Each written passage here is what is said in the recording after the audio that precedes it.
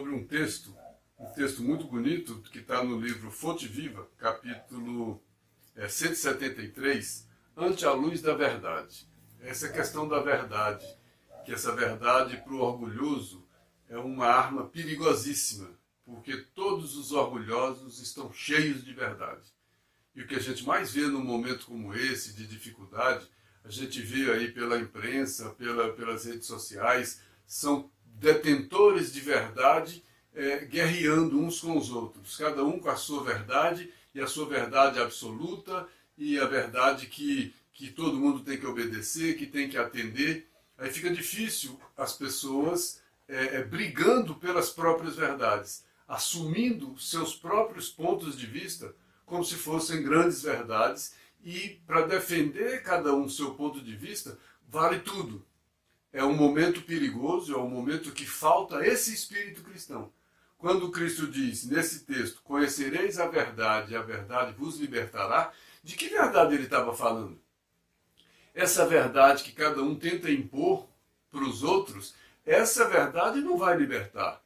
Essa verdade vai escravizar. Então conhecereis a minha verdade e a minha verdade vai te escravizar. Muita gente acaba se escravizando com a verdade de alguém. A doutrina espírita não tem nem esses grandes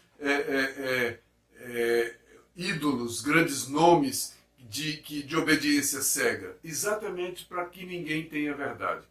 Os espíritos trouxeram essa revelação através de muitos médiuns para não ficar na mão de uma pessoa, porque o homem nunca conseguiu lidar bem com essa questão da verdade. Toda vez que o homem foi mensageiro de alguma coisa, ele quis se apropriar dessa coisa.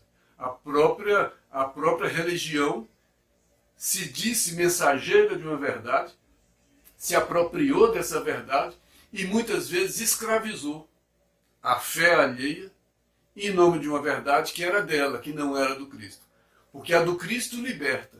E essa humana, cheia de interesses, cheia de intenções, cheias de maldade, de orgulho, essa escraviza. E o texto fala disso. Né? Só que Emmanuel começa dizendo, olha, nós não seremos libertados por aspectos da verdade e nem por verdades provisórias.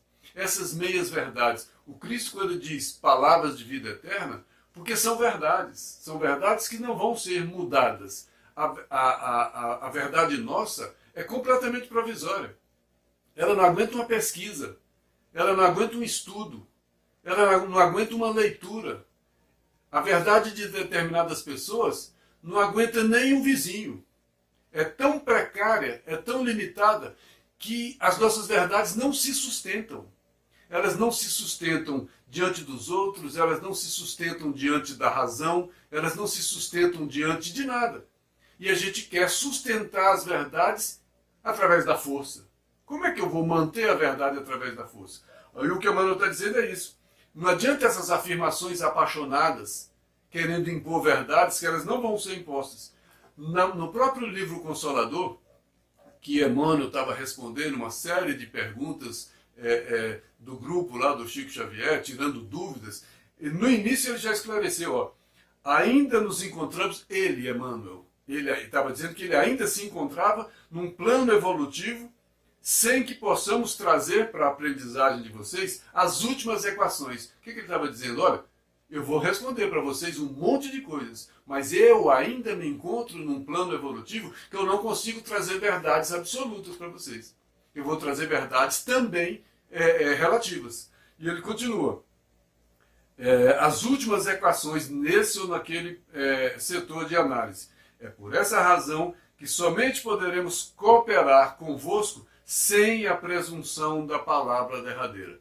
Eu vou responder essas perguntas de vocês, mas sem a presunção de estar dizendo a última palavra. Essa é a grandeza de um espírito que conhece, que sabe a limitação desse grande processo de conhecimento. O próprio Emmanuel, no livro Via de Luz, tem um texto que chama A Verdade. Olha o que ele diz. Por enquanto, ninguém se atreverá, em boa lógica, a exibir na Terra a verdade pura ante a visão das forças coletivas. O que ele está dizendo? por enquanto, ninguém tem condições de dizer aqui na Terra a verdade para todos, ante a visão das forças coletivas. Então, coletivamente, ninguém tem condições de dizer uma verdade absoluta que vai servir para todos. Mas ele está dizendo isso nessa posição que a gente está. Aí ele diz, semelhante imperativo, quer dizer, não poder dizer a verdade para todos, porém, para a mentalidade cristã, quer dizer, para o cristão. Então, para o cristão, que não tem a verdade absoluta para todos, apenas vigora quanto às massas, quanto à verdade para todos. Olha o que ele diz. Diante de cada discípulo, no reino individual, Jesus é a verdade sublime e reveladora. Então, diante de cada um, a verdade individual é a busca de cada um encontrar Jesus no seu coração. Trazer esse evangelho, que é caminho, verdade e vida, para a sua estrada, para o seu caminho, para o seu encontro com a verdade. Aí, à medida em que cada um vai reconhecendo o seu caminho, vai reconhecendo a sua estrada, vai procedendo essa grande experiência, aí sim ele vai se aproximando da verdade e aí vai se libertando. Porque liberdade e verdade não é fazer o que a gente quer, é cumprir o dever. E o dever é a obediência. Emmanuel diz também de política, de verdades, né? Ele diz, olha, nós vemos verdades estagnadas nas igrejas dogmáticas. Verdades de igrejas que têm as verdades prontas com dogmas são verdades estagnadas, parou ali, não avança mais. Então a verdade é que a semana que vem o tempo supera essas verdades. E a gente viu na história isso acontecer. Verdades que algumas igrejas tentaram sustentar de todas as formas e não conseguiram sustentar. Porque o tempo superou essas verdades e essas igrejas tiveram que abrir mão dessas verdades dogmáticas porque eles não conseguiram sustentar ao longo do tempo essas verdades que eram provisórias, né? E que eram estagnadas. Ele fala também de verdades provisórias na ciência. A própria verdade científica é provisória, porque ela diz respeito a esse momento. Ela não diz respeito à eternidade. É a verdade nesse momento com o que dispõe a ciência. Com o que dispõe a ciência de conhecimento, de pesquisa, de informação, de equipamento. Então, diante desse momento, a verdade científica que a gente dispõe é essa. Mas mesmo ela é provisória. Porque vem novas pesquisas, vem novas verdades, e aí eu vou ter que mudar essa verdade. Eu vou ter que admitir verdades novas, baseadas em novos conhecimentos. Por que a gente tem teses de mestrado e doutorado, que a ciência fica sempre pesquisando e produzindo mais conhecimento? À medida que a ciência produz mais conhecimento, ela produz novas verdades científicas, que vão modificando verdades anteriores. O que era verdade ontem, para a ciência deixa de ser verdade amanhã. A gente tem que perceber isso. Senão a gente fica estagnado também em verdades. Aí ele fala verdades progressivas na filosofia. Inclusive as verdades filosóficas também não são definitivas. Porque a característica da filosofia é pensar, é indagar, né? É duvidar. Né? Como é que eu duvido se eu tenho uma verdade absoluta? Não seria filosofia. Para ser filosofia tem que ter a dúvida. E se tem a dúvida, não cabe a verdade absoluta. E é exatamente porque a filosofia tem a dúvida que a verdade é progressiva, que ele vai duvidando e trazendo novas verdades. Olha, em nenhum momento, em nenhum campo de ação, essa verdade é absoluta.